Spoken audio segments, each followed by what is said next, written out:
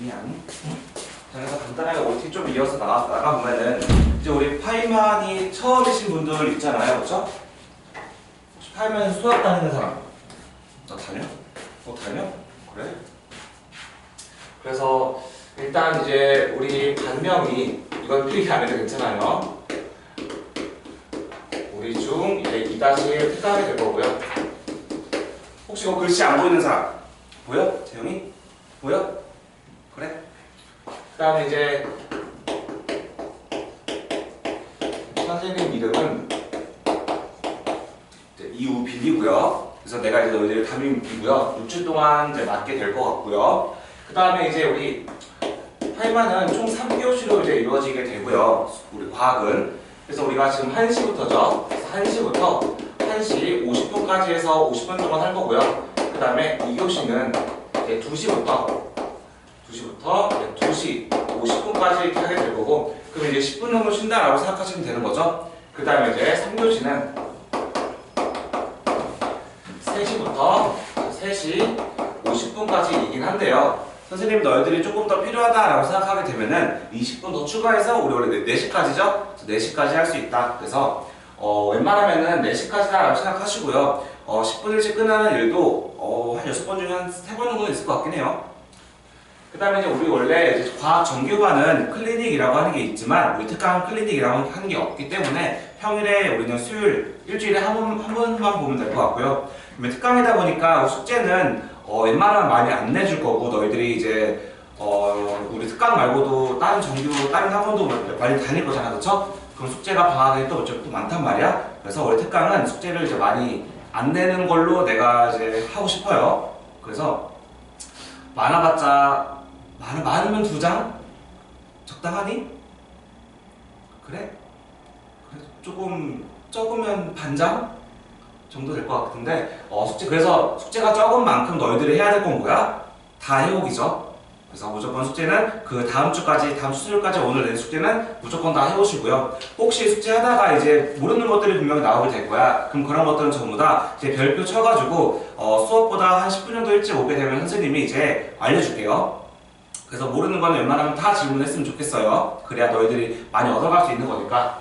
그 다음에 이제 우리 지금 우리 1교시는 웬만하면 이제 OT로 다 끝내고 싶지만 OT가 그냥 생각보다 짧아요. 그래서 우리는 조금 이따가 진도를 나갈 건데 이때 이제 우리는 지금 진도를 나갈 거고요. 나머지 2, 3교시는 웬만하면 다 진도를 나갈 거야. 근데 다음 주부터는 이제 1교시에는 시험을 볼 거예요. 그래서 우리 테스트는 매주 1교시에 보게 될 건데 한 몇 문제로 올까? 나는 너희들이랑 이렇게 이야기하면서 하는 수업을 좋아해서. 생각보다 조용하네? 아마 낯을 가리는 거겠지? 다음 주는 좀 나아지겠죠? 그러면은 우리 테스트는 10문제 볼까? 15문제 볼까?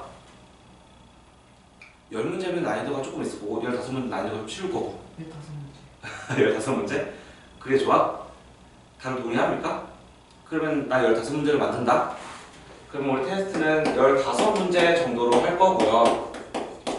물론 이제 너무 내용이 조금 너무 어렵다 그러면은 15문제에서 16문제 정도로 나갈 수 있을 것 같고, 내용이 너무 쉽다 그러면 그냥 10문제로 할 수 있을 것 같아요. 그 테스트를 보게 될 건데 이건 매주 1교시에 한 30분 정도 보게 될 거예요. 그래서 테스트를 보게 되면은 나온 점수 같은 경우에는 잘 보든 못 보든 부모님한테 이제 가게 될 거고요. 물론 너희들을 막 혼내주세요 이렇게 보내는 거 아니야. 그냥 조금 집에서 공부 좀 하게 해주세요 이렇게 보낼 거고요. 그래서 아마 그다음에 혼날 경우는 아마 빵점의 경우밖에 없지 않을까? 그래서 빵점은 웬만하면 안 맞을 것 같긴 하고요. 그 다음에 이제 점수대가 있어요. 우리 100점부터 이제 60점까지는 당연히 칭찬해줄 거고, 난 65점? 70점도 칭찬해줘요. 웬만하면 이제 60, 10점 같은 경우에는 내용의 절반 정도는 이해했다라고 판단할 수 있는 점수이기 때문에 칭찬할 거고요. 자, 40점. 여기는 조금 많이 속상한 점수야. 그래서 여기는 조금 잔소리를 할 수 있어요. 잔소리라고 해봤자 그냥 공부 조금 하자 이 정도. 나는 뭐 이렇게 혼낸 사이는 아니라서 그냥 그냥 공부 좀 하자, 숙제 좀 더 하자, 우리 뒤쪽에 있는 시험 특강 조금 더 풀어볼까? 이 정도 하겠죠. 자, 근데 이제 이 사이 점수는 있을 수 없는 점수야. 이건 너희들이 이해를 못했다는 거야. 그래서 이 점수가 나온다. 그러면 선생님이 나중에 너희들과 따로 뭐 1대1로 해서 뭐 오늘 수요일이니까 뭐 내일 목요일이나 금요일 너희들 시간 될 때 따로 불러가지고 조금 더 이해시켜 줄 수 있어요. 그래서 웬만하면 이 점수를 안 맞는 게 좋은 게 이 점수 맞으면은 선생님은 너희들한테 악담을 할 거야. 너희들 왜 공부 못하니? 잔소리인가 이거는? 어쨌든 장난이고요. 그래서 웬만하면 이제 이 점수는 안 맞았으면 해요. 아니 근데 이게 좀 학교 시험이랑 좀 비슷하나요 이런 게? 시험 문제가 학교 시험 문제가 비슷하나요? 선생님은 이제 웬만하면 시험 문제 출제할 때 학교 시험 문제랑 비슷한 거 한 절반, 그다음에 그것보다 쉬운 거 절반 이렇게 돼. 너무 학교 시험 문제처럼 내게 되면은 너희들이 좀 어려워하고 많이 못 따라오는 친구들도 있고 그렇기 때문에 차근차근 이제 계단식으로 가는 게 낫겠죠. 그래서 아마 너희들 특강이다 보니까 문제를 막 엄청 어렵게 안 내고요. 나중에 너희들 내신 대비를 들을 수도 있잖아, 그렇지? 그때는 학교 시험보다 어렵게 내. 네. 그래서 혹시 파이만 그 내신 과학에 대해서 들어본 적 있어? 어떻다 그래? 뭐 엄마가 신청해야 되는지. 특강 말고 내신. 내신이요? 내신은 못 들어봤어요. 특강은 들어봤어요. 그래? 너희들 1학년 2학기 중간기말 다 시험 보지 않았어? 그때 잘 봤어? 그때 90점 이상 있는 사람. 그래. 그러면 이제 우리 내신 때는 시험 문제가 우리 학원에서는 조금 어렵게 내는 경향이 조금 있어요. 그래서 뭐 다른 많은 친구들이 파이만 과학은 좀 어렵게 가르친다, 시험 문제가 어렵다 이렇게 내용이 많은 것도 있고요. 그 다음에 뭐 되게 자세한 것까지 알려준다라고 해서 좀 어렵다라고 하는 친구들도 있습니다. 그래서 근데 우리는 지금 그 반은 뭐 이런 반은 아니라서 그냥 쉽게 갈 겁니다. 자, 그럼 이제 우리 진도를 나가기 앞서 혹시 우리 강의에 대해서, 수업에 대해서 질문 있는 사람 있어요? 만약에 결석하면 자, 만약에 결석을 하게 되면은 물론 이제 부모님한테 너희들이 말하겠죠. 못 갈 것 같다고. 그럼 부모님이 이제 선생님한테 말을 하겠지. 뭐 누구 이제 못 올 것 같아요. 그러면은 지금 옆에 카메라 보이죠? 카메라로 지금 영상 찍고 있지? 이거 찍은 걸 내가 너희들한테 보내줄 거야. 그거 보내주면 너희들 집에서 영상을 보고, 그 다음에 물론 영상 볼 때 너희들 필기해야 돼요. 필기하면서 영상을 보고, 영상을 보는 거랑 지금 내가 이렇게 말하는 거랑은 조금 차이점이라고 한다면은 바로바로 질문을 할 수 없다라고 하는 게 차이점이 될 거야, 그치? 왜냐면 내가 지금 이렇게 말하고 있는 것도 전부 다 영상에 찍히기 때문에 수업 내용은 똑같아. 그렇지만 질문할 수 없는 게 차이점이야. 그럼 질문할 수 없는 거에 대한 부분은 너희들이 좀 급하다 그러면은 학원 친구로 질문하면은 내가 학원 친구 아니? 모르는 사람. 약간 있어. 부모님이랑 선생님과의 소통하는 카카오톡 같은 게 있어요. 그래서 그런 게 있는데 엄마한테 이러면 모르겠어. 학원 친구로 물어봐줘. 그러면은 그건 급할 경우, 그러면 학원 친구를 물어보면은 내가 바로바로 답해 줄 거야. 그거에 대한 답을. 아니면은 수업하기 전에 한 10분 일찍 오세요. 그러면은 이제 모르는 거 다 보충해주고, 보충을 해줘야지 우리 1교시 시험 보겠지? 그치? 그래서 보충하고 1교시 시험 보고, 그 다음에 그래도 모르겠다 그러면은 쉬는 시간 조금 이용해서, 아니면 우리 4시에 끝나잖아. 4시 이후에 조금 남아가지고 보충 설명을 조금 더 해주도록 할게요. 또 질문 있는 사람? 벌써 졸려? 그럴 리가. 없으면은 우리 진도를 나가볼까요? 10페이지가 되겠다.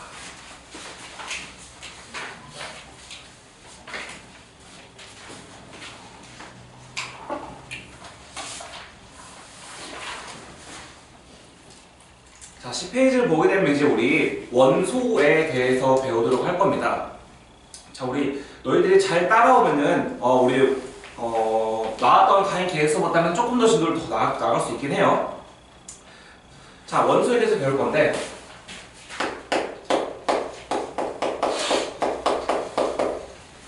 이제 필기를 하시면 됩니다. A4 용지에 아니면 노트에. 자, 원소라고 하는 거에 대해서 배울 건데, 그 전에 우리 원소라고 하는 단어가 어떻게 나오게 됐는지, 그 원소에 대한 이제 역사를 좀 알아야 될 필요가 있어요. 그래서 우리는 그거를 물질관이라고 표현을 합니다. 우리 가치관이라고 하는 단어 들어봤지? 가치관이라고 하는 건 뭐야? 나의 신념, 나의 생각의 하나의 길을 이제 가치관이라고 말을 하게 돼요. 그럼 물질관이라고 하는 거는 어떤 물질에 대한 어떤 하나의 길, 하나의 역사라고 생각하시면 됩니다. 그 물질관에서 볼 건데, 자, 제일 먼저 첫 번째로 원소에 대한 이제 간단한 정의를 먼저 말한 사람이 탈레스라고 하는 과학자가 먼저 말을 했어요. 되게 호기심이 많은 과학자입니다. 탈레스는 제일 먼저 물질에 대해서 궁금증을 품었기 때문에, 자, 탈레스라고 하는 과학자는 처음에, 이때는 과학자도 아니죠. 그냥 말을 좋아하는 그런 언변가 같은 거였어. 그래서 탈레스는, 자, 모든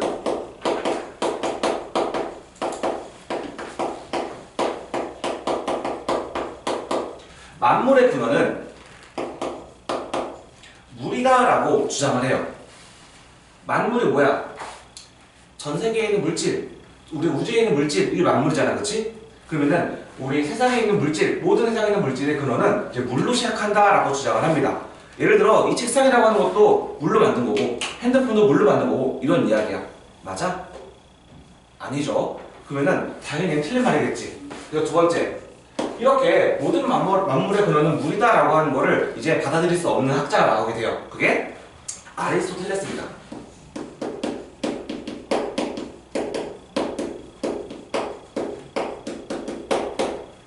아리스토텔레스 들어봤지? 굉장히 유명한 이제 학자죠. 아리스토텔레스라고 하는 학자는 이제 그러면 이제 우리 물로 설명할 수 없는 것들이 있어. 예를 들면 우리 흙, 아니면 우리 불, 그 다음에 우리 위에 있는 공기, 이런 것들은 만물의 근원이 물이 아닌 것 같은 거야. 그래서 얘는 사원소설이라고 하는 걸 주장하게 돼요. 그래서 가장 기본적인 원소는 물, 불, 흙, 공기가 만물의 근원이다라고 표현을 해요. 공기가 이제 모든 물질의 기본 성분이 된다.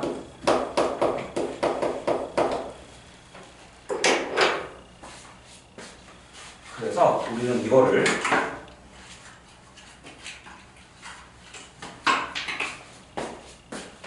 자, 웬만한 뭐 다른 색깔 분필로 쓰는 거는 책에 없는 내용을 이제 한 거기 때문에 무조건 필기를 하시는 게 좋아요. 그래서 우리는 이거를 사원소설이라고 불러요.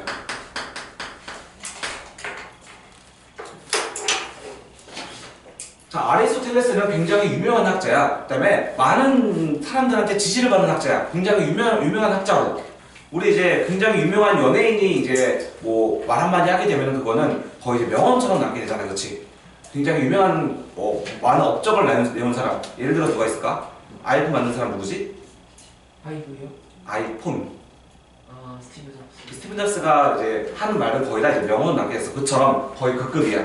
그래서 이 말이 굉장히 이제 명언처럼 남게 되고, 그 다음에 굉장히 오랫동안 지속됩니다. 그래서 아예 설이라고 하는 게 나와버렸어. 탈레스라고 하는 학자는 그냥 일반 시민입니다. 이만큼 영향력이 있지 않아. 그래서 그 만물의 근원은 물이다라고 하는 거에 대한 어떠한 가설은 없지만 얘는 사원소설이라고 하는 게 나왔어. 그래서 우리도 이 사원소설이라고 하는 걸 기반으로 해서 나온 영화가 있습니다. 뭐가 있어? 엘리멘탈. 맞아, 봤어? 거기서 굉장히 우는 물 나오죠. 굉장히 별로죠, 근데. 너무 울어가지고. 그래서 그럴 만큼 굉장히 유명하다. 그치만 얘도 틀렸어. 세 번째. 모든 만물의 근원은 물, 불, 흙, 공기라고 하는 사원소설이 아니라 보일이라고 하는 학자가 이제 새로운 개념을 제시하게 됩니다.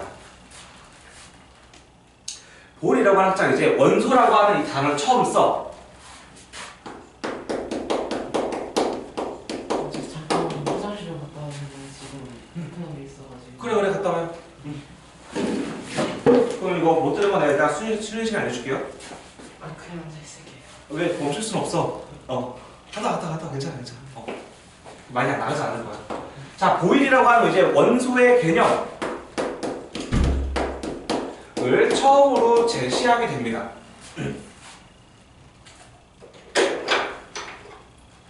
새로운 단어 쓰게 된 거지. 얘가 이제 신조어를 막 만든 거야. 얘가 말하는 원소라고 하는 건 어떤 거냐? 더 이상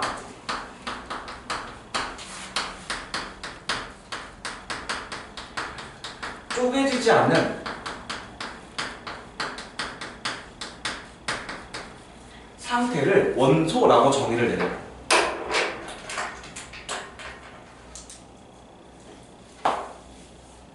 그래서 어떠한 물질, 예를 들어 이 나무라고 하는 걸 굉장히 많이 부셔. 많이 부시고 부시고서 눈에 안 보일 만큼 엄청나게 잘게 부십니다. 그게 이제 더 이상 분해되지 않는 상태가 되면 걔는 원소다 이렇게 표현을 해요.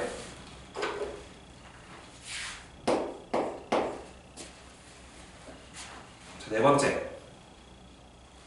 위에 보일이라고 하는 자가 원소라고 하는 새로운 개념을 제시했기 때문에 앞에 있는 이 둘은 다 그냥 끝나버렸어. 얘가 이겨버렸어. 얘가 맞는 것 같으니까. 그래서 이 앞에 있는 것들은 이제 얘가 아님을 증명을 해야 돼요. 얘가 그냥 이렇게 묻히면 안 돼. 언젠가 튀어 올라올 수 있어. 이 주장이. 그쵸? 이게 완벽히 반박을 해야지만 얘가 더 또렷하게 위로 뜰 수 있습니다. 그래서 완벽하게 반박을 해버립니다.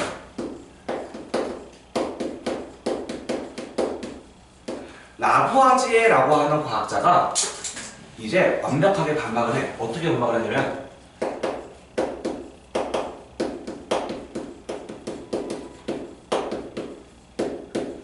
물 분해 실험을 하게 됩니다.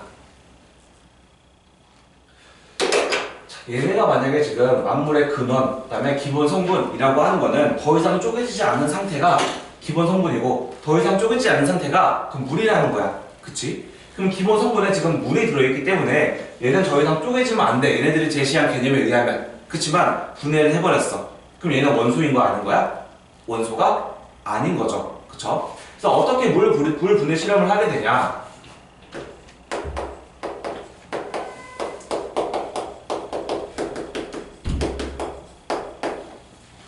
물 분해 실험을 했어, 라부아지에가.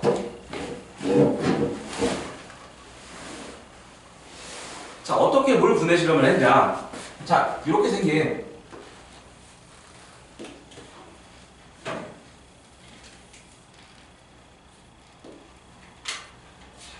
거는 이제 주철관이라고 하는 이제 철이야, 철. 주석이라고 하는 금속과 철이라고 하는 금속을 섞은 주철관이라고 하는 겁니다. 그럼 여기에다가 이제 물을 부어. 물을 붓고 여기다가 불로 태웁니다. 그럼 물이 어떻게 될까? 우리 냄비에다가 물 넣고 가스레인지 올리면 어떻게 돼? 물이 끓어버리죠. 그쵸? 똑같은 겁니다. 얘가 물에 이렇게 흐르게 되면서 불이니까 가열돼서 이렇게 막 날아가. 날아가는데 여기다가 비커를 하나 이렇게 세우고요.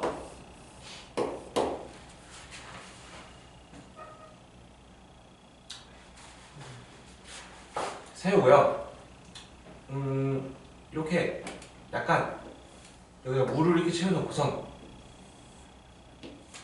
호스를 이렇게 달아놔. 그러면은 이렇게 뭔가가 이렇게 흐르다가 여기 안에 뭔가가 이렇게 들어가면서 뭐 갑자기 기포가 이렇게 뽀글뽀글 올라오게 됩니다.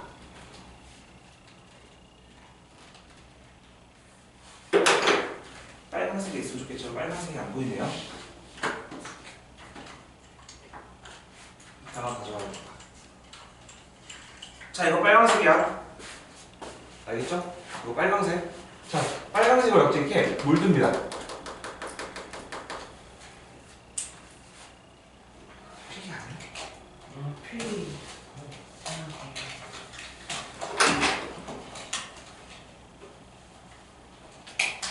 자, 원래 철이라고 하는 건 무슨 색이야? 무슨 색깔이야?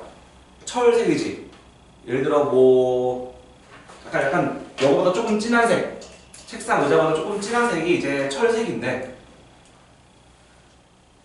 갑자기 여기 빨간색으로 변해. 여기가 물을 흘려주고 가열하니까. 그럼 여기서 나온 반응이라고 하는 건 왜 빨간색으로 됐냐?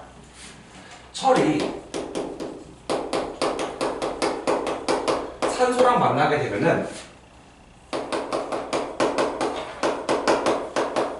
산화철이라고 변하게 되면서 빨간색으로 변합니다. 그러면은 난 여기다가 물을 부어줬는데 갑자기 빨간색이 됐다라고 하는 건 물 속에는 산소가 들어있구나 라는 걸 알 수 있는 거야. 그 다음에 여기서 물을 같이 흘려준 건데 갑자기 기포가 이렇게 막 나와. 그럼 물이라고 하는 게 물속에서 기포가 발생할 수 있어? 안 되죠. 그럼 여기는 어떤 기체가 새로 생성됐기 때문에 이런 식으로 나오게 되는 거죠. 그래서 여기서는 어떤 기체가 나오게 되는 거냐? 여기는 수소 기체가 나오게 됩니다. 수소 기체 수소기체가 나온 것을 어떻게 확인할 수 있게 되냐면, 자, 지금 성냥에다가 불을 이렇게 붙여. 불 붙이면은 이렇게 타오르죠. 타오르는 걸 조금 식히게 되면은 빨간 색깔 불씨가 남게 돼요.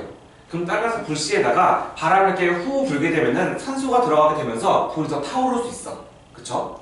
그렇지만 불지 않고 이제 성냥 불씨에다가 수소기체가 모인 곳에 갖다 대게 되면은 갑자기 퍽 소리가 나면서 꺼지게 됩니다. 그게 수소기체의 특징이야. 수소기체는 불씨가 퍽 소리가 나면서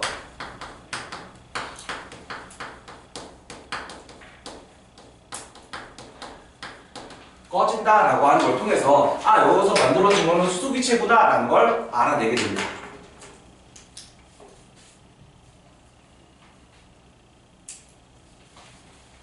라버제가 이런 실험을 하게 돼요.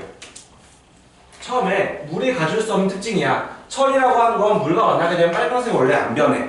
그렇지만 갑자기 물을 이렇게 가열해서 물을 분해시키니까 갑자기 산소가 튀어나와서 철이 빨개졌어요. 아, 물 안에 산소 있구나. 그 다음에 원래 물이라고 하는 거는 이제 갖다 대면은 기체라고 하는 게 나오지도 않을 뿐더러 그다음에 물 옆에다가 불씨 갖다 대면 갑자기 퍽 소리 나면서 꺼지는 그런 물의 특징은 없어요. 그렇지만 갑자기 나온 기체에다가 불씨를 갖다 대니까 퍽 소리가 나면서 꺼져. 이거는 수소기체의 특징인데 하면서 아, 만들어진 게 수소기체구나 라는 걸 파악하게 됩니다. 그래서 결론을 보게 되면 아, 물이라고 하는 건 분해했을 때 산소라고 하는 것과 수소라고 하는 걸로 나뉘게 되는구나, 분해가 가능하구나 라는 걸 알아내게 되면서 아, 이거는 물이라고 하는 거는 얘는 원소가 아니구나 라는 걸 알아내게 됩니다.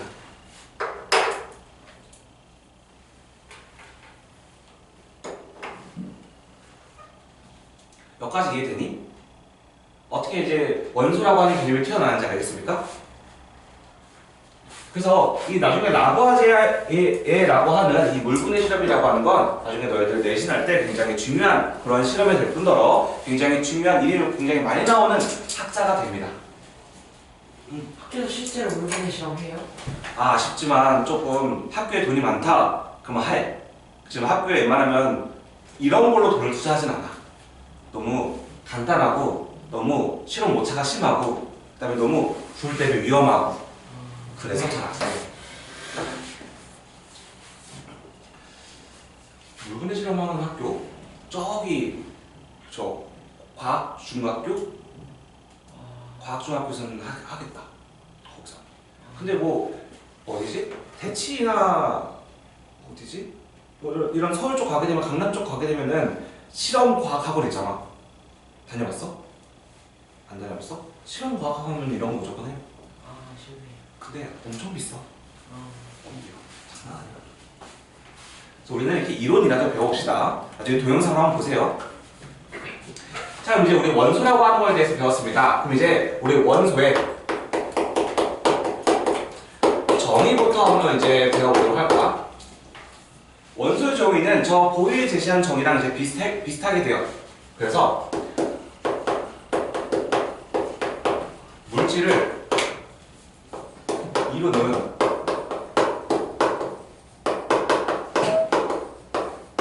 기본 성분이라고 하는 게 우리 원소의 개념입니다.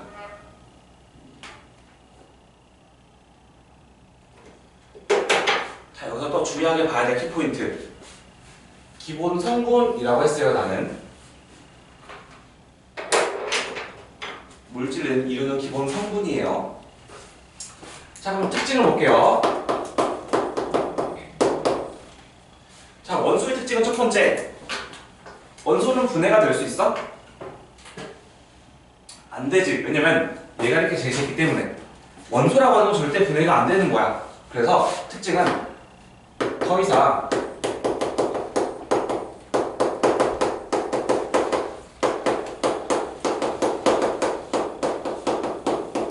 분해되지 않는다라고 하는 게 특징이 됩니다.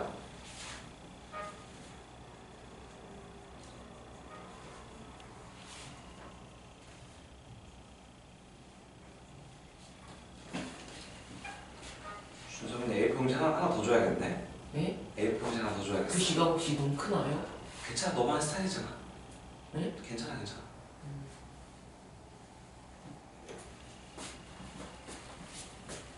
좀 줄여야 되나요 혹시? 선생님은 조금 필기가 많은 편이긴 해서 제가 조금 더 근데 내가 더 줄게 A평지를. 너 하고 싶은 대로 필기해. 상관없어요. 자, 두 번째. 자, 원소라고 하는 거는 이제 얘는 어떤 종류가 굉장히 많을 거예요. 우리가 이제 너희들 간혹 들어봤던 원소 중 하나는 금이라고 하는 원소가 있어. 금 들어봤죠? 금이라고 하는 거 우리 보통 이제 어디에 많이 써요? 장신구에 많이 쓰죠? 그럼 금이라고 하는 원소는 장신구에 많이 쓰게 돼. 장신구로 쓰는 이유는 금이라고 하는 원소의 특징이라고 하는 건 다른 원소랑 반응을 잘 안 해. 그래서 우리 금이라고 하는 거는 아예 그 상태 그대로 보존할 수 있게 됩니다. 그래서 금이라고 하는 거의 특징을 이용해서 우리는 장신구를 사용하게 되고요. 그다음 우리 구리 들어봤어요? 구리라고 하는 원소는 전기가 굉장히 잘 흐른다라고 하는 특징이 있어. 그래서 우리 구리는 어디에 많이 써? 우리 전선에 많이 쓰죠. 그 다음에 또 뭐가 있을까? 산소라고 하는 원소 우리가 어디에 많이 쓸까? 우리가 숨 쉴 때 많이 사용합니다. 그래서 이렇듯 원소의 종류마다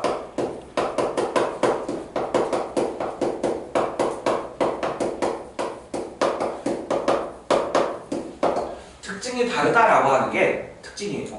예, 원소의 특징입니다.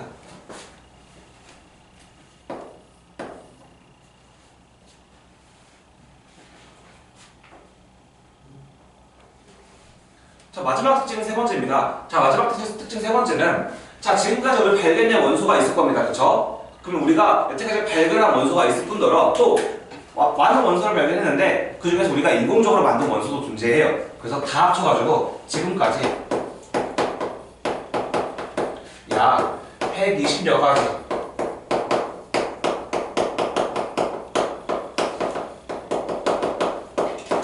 가지의 원소가 있다라고 하는 게 특징이 돼요.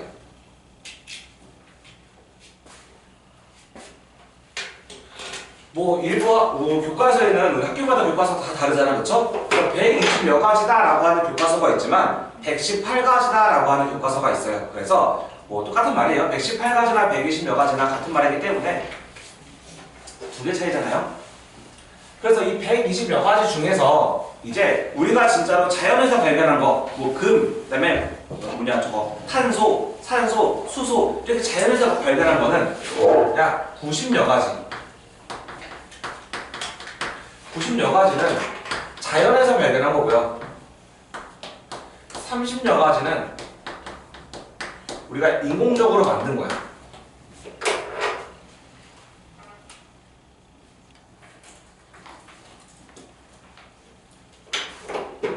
이게 원소의 특징이 될 수 있다.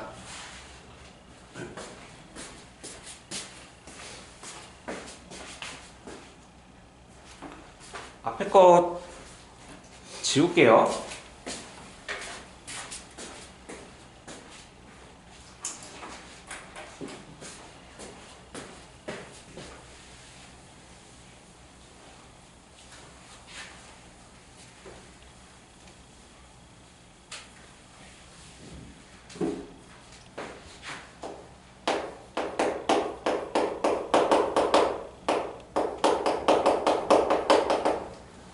여러 가지 이제 원소들의 우리 특징을 먼저 보게 될 건데, 자, 우리가 많이 알고 있는 수소라고 하는 원소가 있어. 첫 번째.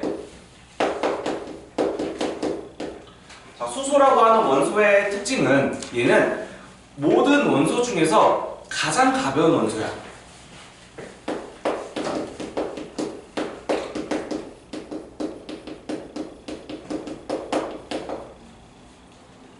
가장 가벼운 원소라서 우리는 이제 수소라고 하는 그러한 원소를 이용해서 많이 사용하는 게, 우리가 우주로 나가기 위해서는 질량이 가벼우면 가벼울수록 더 높이 올라갈 수 있을 거야. 그쵸? 그래서 어쨌든 우리가 뭔가를 움직이는 동력을 만들 때 연료라고 하는 걸 사용해야 되는데, 자동차는 연료로 휘발유나 경유 같은 기름을 사용하게 됩니다. 액체. 그렇지만 우리 우주선 같은 경우에는 액체를 사용하게 되면은 무게가 너무 무겁기 때문에 얘가 잘 뜨지도 못할 뿐더러 무게가 너무 무거우니까 많이 담지도 못하고, 게다가 무게가 너무 무거우니까 많이 소모하게 돼. 효율이 완전 빵이죠. 그래서 가장 가벼운 기체인 우리 수소라고 하는 걸로 우주선의 연료를 사용하게 됩니다. 그래서 우주 왕복선이라고 하는 거에 연료로 사용하게 돼요.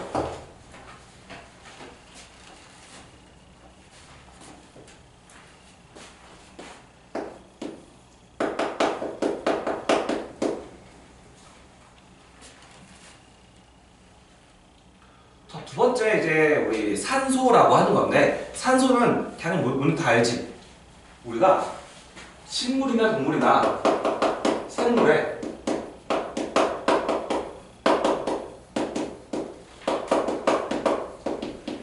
호흡에 많이 사용하는 게 산소죠.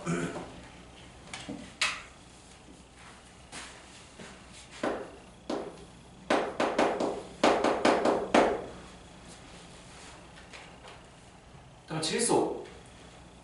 우리는 질소를 이제 너희 나이 때쯤 많이 경험해요. 많이 보고. 질소를 어디서 많이 봐?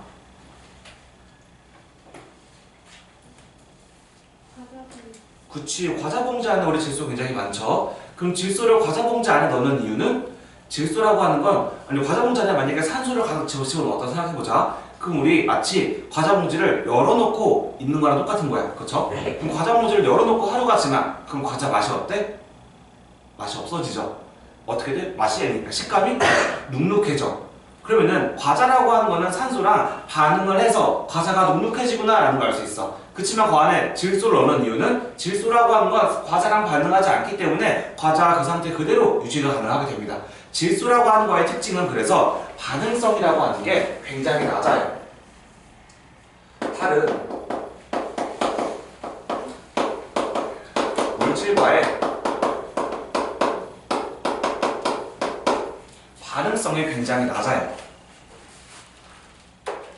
그래서 우리 대기 중에 질소라고 하는 게 78%를 차지하는 이유가, 다른 기체들은 다른 곳이랑 막 반응하기 때문에 점점 사라지고 있어. 그렇지만 질소라고 하는 거는 반응성이 낮기 때문에 안 사라져요. 그래서 지금 질소가 굉장히 많습니다. 나중에 너희들이 많이 배워보면 알겠지만, 우리 옛날에는 질소라고 하는 게 가장 많지 않았고 이산화탄소가 굉장히 많았어. 공기 중에 산소가 2등이었고요.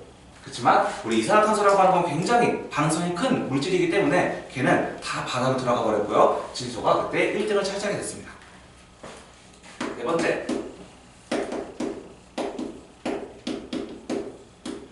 헬륨. 우리 헬륨은 먹어본 사람 있죠? 맞아. 그래서 헬륨 가스라고 하는 걸 이제 먹게 되면 목소리가 변하게 됩니다. 그래서 우린 그것도 나중에 과학적 원리라고 배우게 될 건데, 자, 헬륨이라고 하는 건 이처럼 특징이 사람 목소리를 변하게 한다라고 하는 게 아니고요. 헬륨은 모든 원소 중에서 두 번째로 가벼운 원소예요. 그래서 두 번째로 가벼운 원소예요.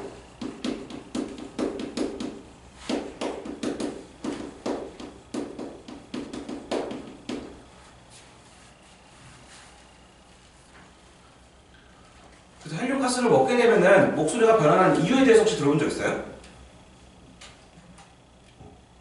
그 막 숨구멍으로 그 가는 거 그거 뭐 빨라지는. 맞아. 비슷해.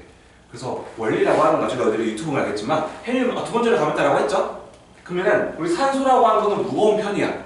근데 우리 아까 이산화탄소 무거운 편이야. 그럼 얘네가 가볍겠지. 질소 가스를 먹어. 그럼 우리 여기가 기도야. 기도면은 기도에서 원래는 다 산소랑 이산화탄소 차지해야 되는데 윗부분은 대부분 다 헬륨 가스가 차지하게 됩니다. 그러면은 우리 밑으로만 산소랑 이산화탄소 왔다 갔다 하지. 그래서 구멍이 얇게 돼. 우리 얇은 곳에다가 이렇게 바람이 불게 되면은 막 이상한 삐 소리 나죠. 그쵸? 우리 나뭇잎 옆에 옆면에다가 바람 후 불어도 삐 소리 나는 것처럼, 그래서 목소리가 얇아지게 된다라고 생각하시면 됩니다. 자, 마지막 다섯 번째 사진 한번 보고 싶시다. 다섯 번째는 이제 철이에요. 자, 철은 이제 우리가 굉장히 단단하죠? 단단하기 때문에 우리가 많이 사용하는 게 주택에 많이 사용하게 됩니다. 그래서 건축.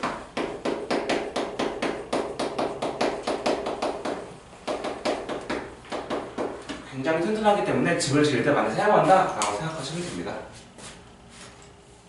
50분이 1분 넘어가 버렸네요. 10분 정도 쉬었다가 나머지 배워보도록 하자.